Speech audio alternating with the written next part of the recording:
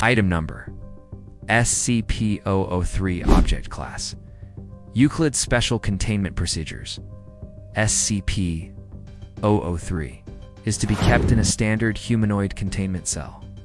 Once per day, it is to be fed 100 grams of protein powder mixed with water and 1 liter of water. It is allowed to roam the cell freely during the day, but must be confined to its bed at night.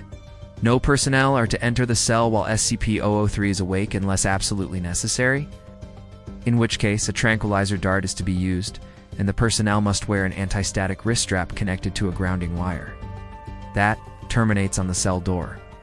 Personnel entering the cell must also sign a waiver form releasing the Foundation from all liability in the event of a malfunction. If for any reason SCP-3's containment cell needs to be opened during the night, a minimum of 3 armed guards must be present with orders to shoot on sight. If SCP-003-E attempts to exit the cell or otherwise cause harm to itself or others, in the event of a power outage, manual backups will ensure that the cell remains locked down until power is restored. If this fails, as per the incident log, the backup manual override was engaged on the 4th of December 20. This resulted in the death of 2 security guards. See Incident Report 003A for further details. Addendum 0031. Due to repeated failures of security cameras within the cell, it has been determined that electromagnetic interference caused by SCP-003 is the likely cause. As such, all cameras within 10 meters of the cell are to be Faraday shielded. This has proven effective as SCP-003 does not display any anomalous behavior when observed through these cameras. Description: SCP-003 is a biological supercomputer composed of approximately 93% human, biological matter, and 7% machine components.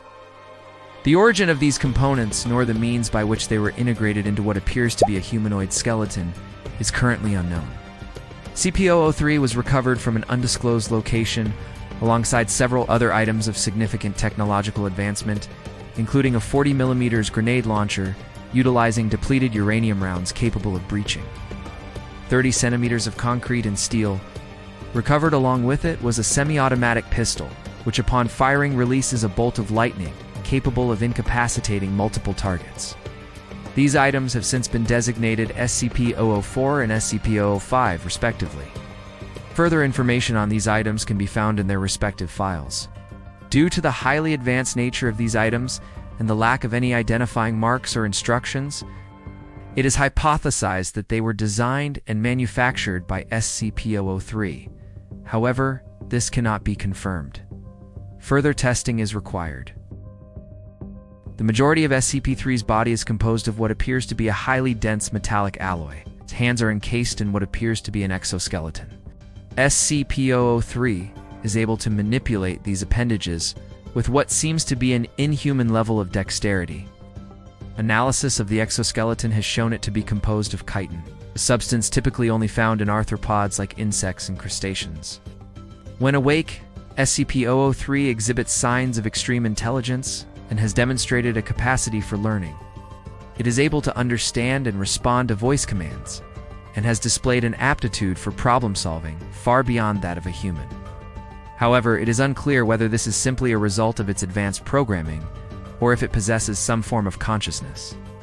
It should be noted that SCP-003 does not sleep in the traditional sense. Rather, it enters a state of heightened alertness for approximately 6 hours every 24 hours. During this time, it is highly responsive and capable of carrying out complex tasks. The rest of the time it spends appears to be in a dormant state, during which it is unresponsive to stimuli and does not consume food or water. Addendum 0032. After several months of observation, it has been noted that SCP-003 appears to be in a constant state of distress. Even during its active periods, it appears to be in great pain and distress. It has also become increasingly agitated, thrashing about in its cell and screaming intermittently. It has also begun heavily scratching at the walls of its cell, seemingly trying to escape. In an attempt to alleviate this, it has been given access to a much larger containment cell. This has proven to be effective in reducing its distress levels. However, as it is still unable to leave the cell, it has redirected its energy towards the door, attempting to force it open. It is hypothesized that SCP-003 is experiencing some form of mental anguish due to whatever event caused the current state of affairs. As it is unable to recall anything prior to its discovery, it is theorized that the trauma of whatever event has caused it to lose all of its memories, leaving it confused and disoriented. Further testing is required to determine the true nature of SCP-003 and the events leading up to its current state. In the meantime, we must do everything in our power to contain it as per the orders of the O5 command. End log.